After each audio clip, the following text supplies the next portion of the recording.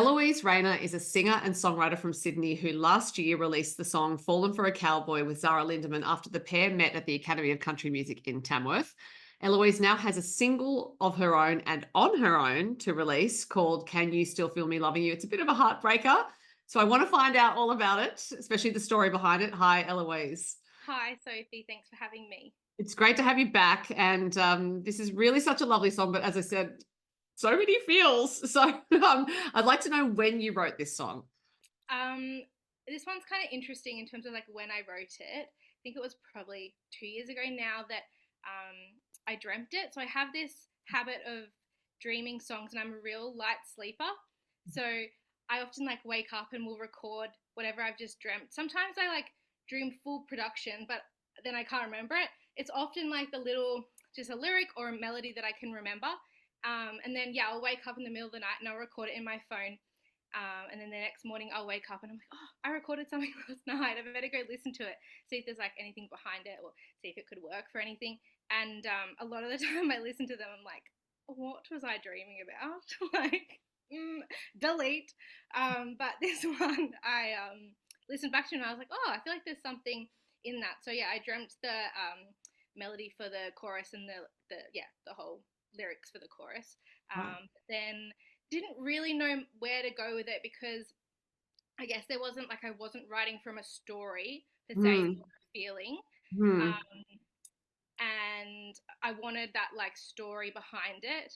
So yeah, I took it to a big co-write, and they were like, "Well, we're all writing together," and they were sort of like, "Well, what is the story behind that feeling?" And I guess it's just sort of about that those nostalgic moments where an old flame walks in somewhere and you don't expect them. I feel like it's always where you don't expect them to be, Mhm. and you're like, "Oh my goodness, what do I do in this situation?"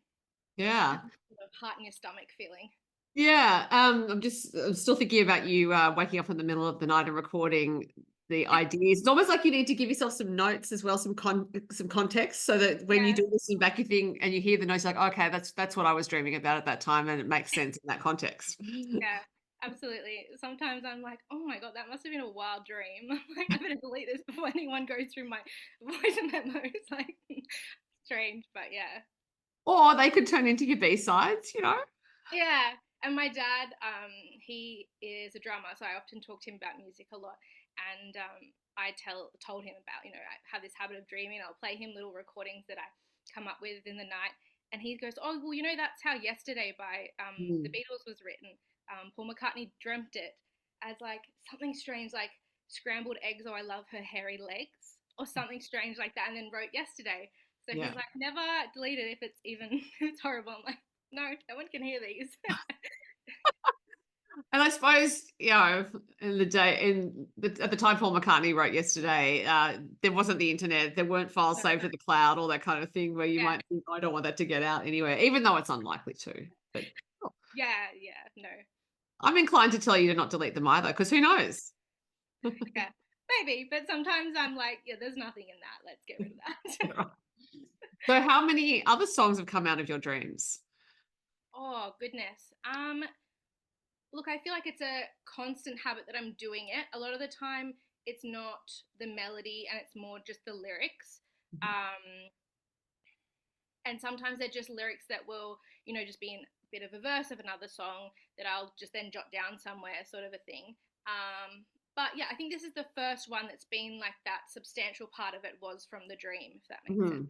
Yeah, Yeah. absolutely. And what you said you went into a big co-write, so who else was in that co-write with you? Oh, there was a lot of us. So I do a Tuesday co-writing session with Gina Jeffreys, like her music. If you know Kylie her, Ryan, Max Jackson. yeah, Yes, I interviewed yeah. Kylie recently. She mentioned it. Yeah.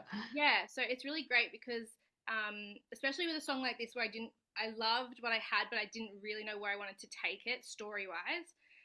Yeah, you can bounce off so many people, and people jump between rooms and then give their little bit of input, and so by the end of it, you feel like it's all tied up in a nice bow, Right.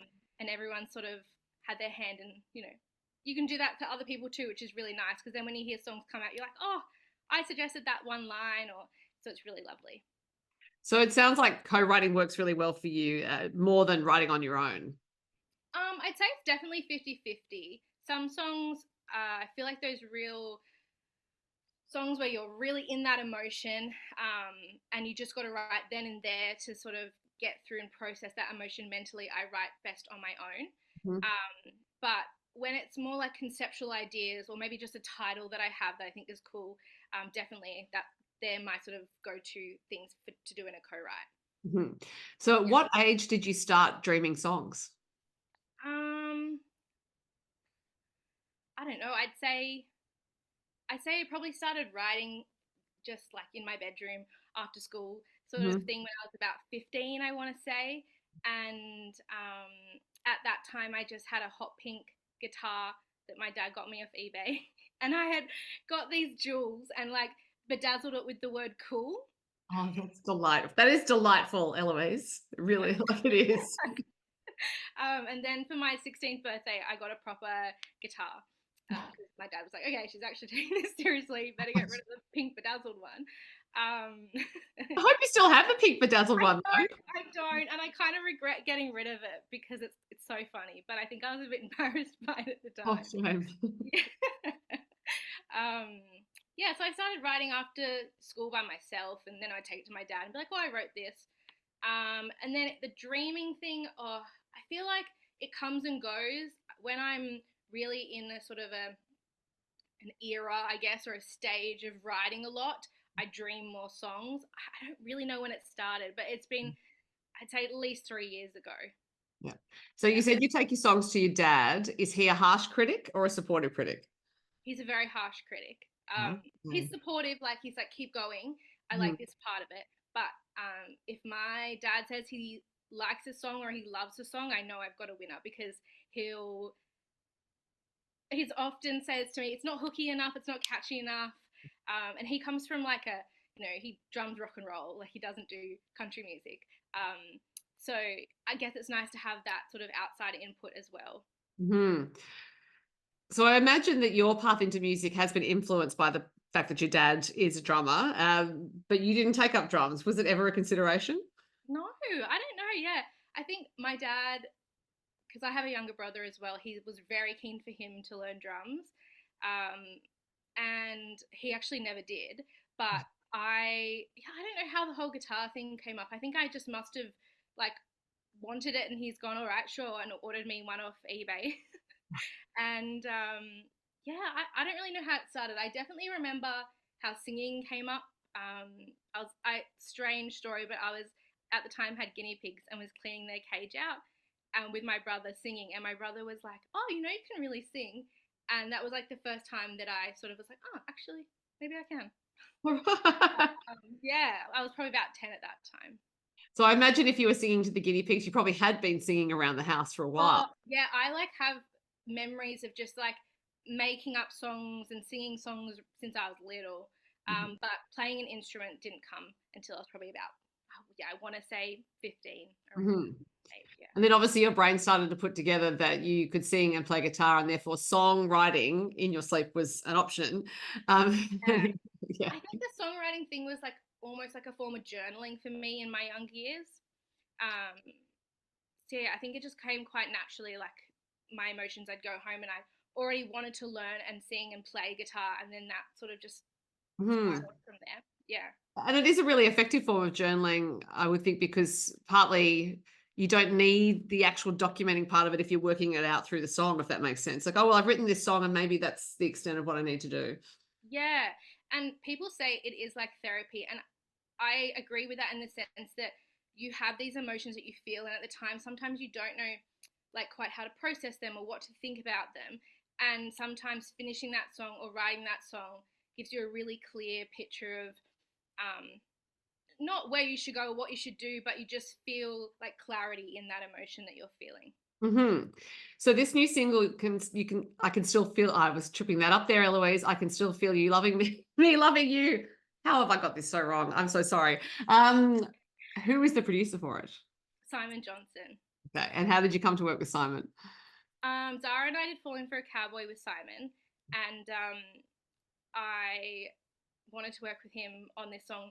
I guess most songs that I've got planned for the future, because when we did Fallin for a Cowboy, Zara and I had a very clear sort of way we wanted to take it or sound we were looking for, and Simon just hit the nail on the head. And yeah, when he did that, I was like, okay, I have found someone that I click with, that clicks with me, that gets my vision. Yeah, and he's done the same with this song. So yeah, I couldn't be happier. So good. And then hearing the background to the song is so interesting, partly because of how you sing it. There is so much longing in your vocal, and you tell the story with your voice as much as with the lyrics. And I guess that comes from you starting with the feeling that went into the song. But I'm wondering, when you go into the studio, how you fix the mindset for that, if you know what I mean. You've got the microphone in front of you. You need to connect with that. The feeling that you had originally would have been quite a way in the past, because you started writing that song, you took it to others. So how do you reconnect with that? Yeah. I think that's something that you really have to be conscious of and focus on when you're singing. And I've done a few vocal lessons with Lyn Bowtell, and that's something that she like drills home, is that I want to feel the song. I want to feel the feeling. So going into recording this song, I think I said to Simon that multiple times, like, I need to redo that because I can't feel that enough in that moment. So yeah, I was very conscious, especially with this song, that I wanted to capture that feeling. Mm-hmm. I suppose that's also about you learning to trust your instincts as an artist, knowing that you're not feeling it might technically be fine, but you're not quite there with it. Yeah, exactly. Yeah, and I think I was a little bit more focused on the feeling than sort of those technical aspects of my vocals with this song especially. So apart from Lyn, which singers have influenced you the most? Oh gosh. Do you mean like vocally or like songwriting? Well, both, because actually I was going to ask you a question about which songwriters have influenced you as well, so you can bind them up together. Yeah, okay. I feel like I'm a songwriter before I'm a singer. Okay. So like the title singer-songwriter, definitely the songwriter bit resonates with me a bit more. But then I feel like I pursue that singing side of things because I write these songs that I can't let go because they're too close to my heart. So I'm like, well, looks like I have to do them. But yeah, singers and songwriters that I love and really inspire me. I grew up listening to a lot of Missy Higgins, Casey Chambers, those like influential women in those like early 2000s years of music. And I somewhere have a CD with my dad being really into music. He used to burn me CDs when I was a kid of my favorite songs from like that stage of my life to play in the car. And somewhere I have one. I have to find it, but it's got all these, and they're just women. I don't know what it is about female songwriters, but those are who I connect to most. And then even at a whole nother level, Australian female songwriters is, just something about, I don't know what it is. There's just something about it that you connect to. Well, that makes sense. They're telling stories that you relate to. Yeah, but I love listening. I listen to a lot of international artists, but there is just that special thing about an Australian female singer-songwriter that I connect to personally. Yeah. It's interesting that you said just then that you're singing these songs because you can't let them go. So it almost sounds like if you could let them go, you would just prefer to not be the singer, but you have such a lovely voice that confounds me, because if you have this instrument, why wouldn't you want to use it? Yeah, I guess so. Thank you. That's so nice. I guess I get a bit of stage fright is my main thing. I have to really muster the courage a lot of the time. A shot or two helps before I go on stage. You're warming up your vocal cords. That's what it is. Yeah. I guess my heart is in the songwriting side of things. And then obviously I don't do music full time. So there's obviously that balance between, my career that I've studied at uni for, and then my passion and my love, which is the songwriting side. We should say that career is speech pathology, which is also something that Chiara Rodriguez does. And you are both highly articulate singers. So I imagine that your work makes you even more conscious of how you're enunciating words. But that really is such an asset as a singer, particularly I think in country music, where you're telling a story, there's quite a lot of detail. Is it something, though, that you do almost unconsciously now because you've been studying it for so long? Honestly, I don't really feel like it in that sense, like my articulation is affected too much by my knowledge of that side of things. Slightly, but I'd say the most impact that speech pathology has had on my practice as a musician is my vocal care and vocal hygiene. Okay. More than my, articulation of words. And you could probably tell people who don't sing and are just speaking how to take care of their voices as well, because we all use them a lot and conditions can affect them. But I won't ask you for tips right now. I will say, though, that you're releasing this single as an independent artist, which is quite an undertaking. There's a lot of expense involved in hiring a producer and thinking about how to market things. And you posted on Instagram about the importance of people pre-saving music. So I wanted to talk about this because people who are fans of music might be scrolling social media, see an artist saying, oh, pre-save my single. They might think, oh, I don't really need to do that. It's not that important. But why is it important to you? Oh, I feel like, as an independent artist, especially in this era of Spotify and not, purchasing singles or purchasing albums anymore, and, people not really releasing albums like singles are released now, it's so important because you've sort of, in a market where there's a lot of people, which is great because I like constantly listen to new music every day. That's what I'm searching for every day, new music, new songs. But you sort of, it's really tricky when you don't have that management or that marketing behind you, especially as an independent artist. So the biggest thing at the moment is you got to get onto a Spotify playlist. You got to get onto this editorial playlist. And that's how you sort of make your mark and get your listeners and find your audience, I guess. And Spotify looks at, and Apple Music look at a range of different things. But one of them is how many pre-saves has this song got, how much interest is there behind it. So it really helps us independent artists get our name out, get our songs out there by, just pre-saving a song. And it's so tricky. I tried to find a way around it because I've seen other people do it, but it will send you to log in to Spotify. Yeah. And I'm like, oh, I wish it didn't do that. I wish it just took you straight to the app and then you just pre-saved the song, because I can see how many people clicked on the link, but then how many people saved it. There's a massive difference. And I get it. You're like, oh, I can't remember that password. I always forget my passwords for everything. But it helps so much. Well, and you would think that, considering that's a metric that Spotify and Apple Music are using for chart position, that they would make it easier for people to pre-save. Yeah, I feel like it's a little too tricky, but it does help a lot. Yeah. This is what happens when tech companies are involved in music and other forms of culture. Yeah. They actually don't think of the usability of it in that respect, I think. Yeah. I've definitely gone to pre-save other songs by other artists and it's just gone straight to it. But for some reason, I'm not sure. I know it happens on Apple as well, because I've tried to save it because I listen to both. But yes, it's an ongoing issue, which we will not solve here. But I'm interested in what you said about how every single day you're looking for new music, because, when you listen to a lot of music, there's that temptation to stick with what's comfortable and what you really love, because the brain necessarily isn't going to love the new music. It is a change to the synapses in some respects.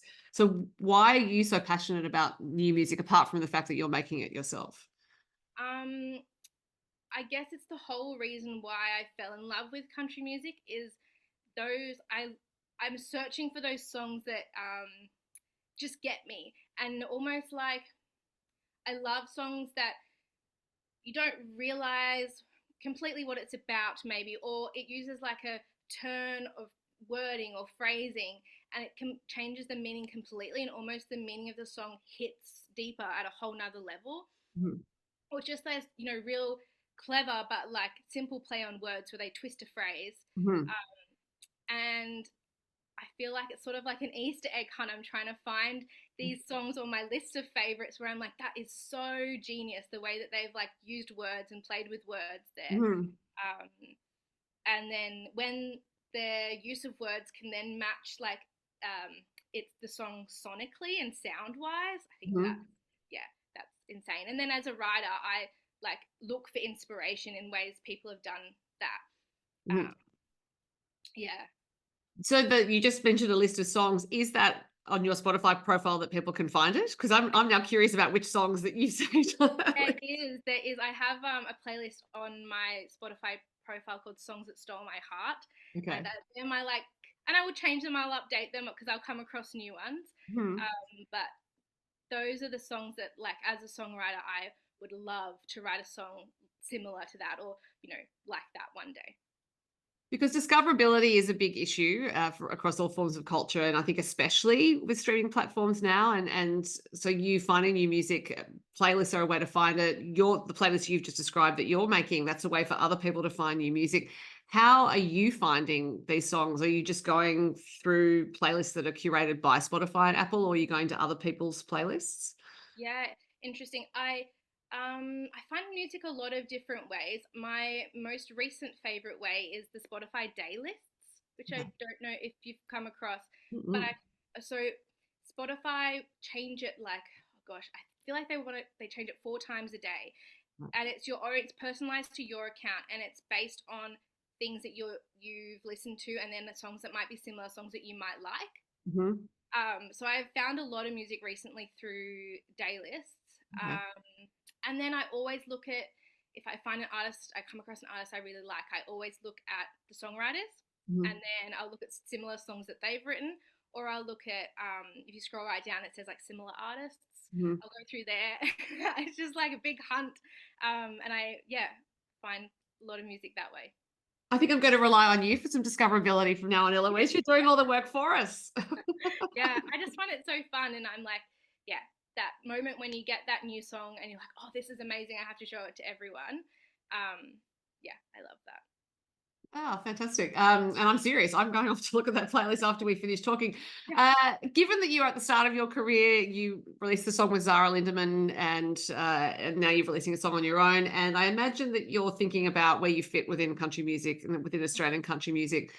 And I'm interested whether you're thinking, well, there's a gap for this sort of music, and I'm going to do that. Particularly now I know how much research you tend to do on new release music. So are you thinking, okay, I'm going to be this sort of artist? Or are you more interested in putting out the music that you know is authentic to you and close to your heart, and letting that shape your identity as an artist? Yeah, I think you hit the nail on the head with that second option there. Mhm. For me, it's all about, I want to write songs that I want to listen to. So yeah, I'm not so focused on fitting a mold per se, or like, I'm going to be a pop country artist, I'm going to be bluegrass, I'm going to be this, not so focused on that, but more focused on what songs speak to me, what do I want to listen to, what messages would I want to hear in songs, or Mhm. concepts would I want to hear about in songs. Again, I think that's why I do all that sort of research behind it in a way, even though it doesn't feel like research to me, it's really fun. Yeah. Um, yeah, if that makes sense. Mhm. Oh, absolutely. And is that a motivation you think you've always had as an artist, or is it something that you've tended to form because you've been to the academy, as I said, Mm. and that starts to put you around other artists and what they're doing? So yeah, from the start, what have you been interested in? Yeah, I mean, I think the moment where I was like, okay, it's all really about just being authentic and writing what you want to write, and that Mhm. side of things was, um, I was supposed to go to academy in the year that it was cancelled for COVID, Right. and instead, I was invited to go to a songwriting day camp with Casey Chambers, Mhm. and that's what she drilled home, was like, it's so hard to play a role or play a part or be a character, so don't, just Right. write what you want to write and be authentic and be yourself. Mhm. And that's where that success comes from, because But of people course, aren't that can. connect Sorry, with what was that? I was just going to say, because people aren't going to connect with, I feel like people can see through when you're putting up a, trying to be something you're not, or Mm. not in that sort of way, but when you're not just being raw and authentic, it's much easier to connect to if you are, Yeah. just being yourself. Yeah. Easier to connect, but it can be pretty scary, I imagine, because it's a vulnerable thing to do, to say, Yeah. "This is And me and this is what I care about." yeah, and I think I'm in a position where, because I do have a full-time job Mhm. and a career away from music, I can just do whatever I want with music and be myself and experiment and release what I want to release. And I don't have to, there's not that weight behind it of this is it, this is my career, which I realize I'm in like a really, I'm grateful to be in that position.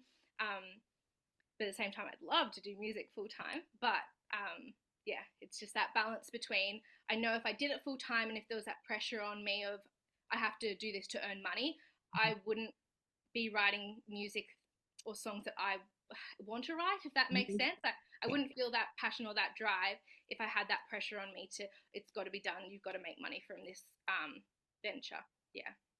Well, that's exactly the thing that Elizabeth Gilbert, who wrote a book called Big Magic, but she also wrote a book called Eat, Pray, Love, which is very famous, says in Big Magic, which is try not to rely on the art for your income, because it is much more freeing when you don't have to load it up with those expectations of it's got to keep me alive. Like financially, it's got to pay all the bills. Yeah, and I just don't think I'm the sort of person that can do it in that sense either. Like, I take my hat off to those artists that just, they're at a gig on the weekend, they're grinding, they're, gig, and then they're going home and then they're still writing music.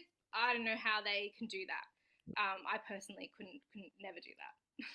And I do say it's important to know your own nature when you're in creative practice, because yes, there can be some people who do that and that might suit them, but it's clearly your nature to have the structure of the full-time job and the security of that, and that's fine. It just means you're that kind of artist. Yeah. So what's coming up next for you? Do you have some more songs in the works? Yes, I do. I have a few in the works, and then hopefully an EP soon. Oh, fantastic. And presumably with Simon Johnson. Yes, definitely. Yeah. So given the stage fright with performing, are there any shows we can see you at in the near future, or do you need to work up to them? No, I definitely need to work up to them. And at the moment, I'm exploring regional and rural healthcare, because that's an area that I want to go into in my speech pathology practice. So I don't know if I am in Sydney for, or if I will be in Sydney full time, because I might be between Sydney and somewhere else. So working out all that and then alongside gigs is not something that I have enough time for at the moment, just because I don't know where I'll be. But yeah, definitely in the long term, something that I know I need to start doing more of. Well, it would be lovely to see you perform live, but in the meantime, we do have this beautiful single, Can You Still Feel Me Loving You? And it's, as I said, it's a heartbreaker, but we can certainly feel you singing it to us, and that's that authentic connection that you're talking about. So Eloise Rayner, it's been so great to talk to you, and I've learned all sorts of things. So thank you for your time. Thanks for having me, Sophie.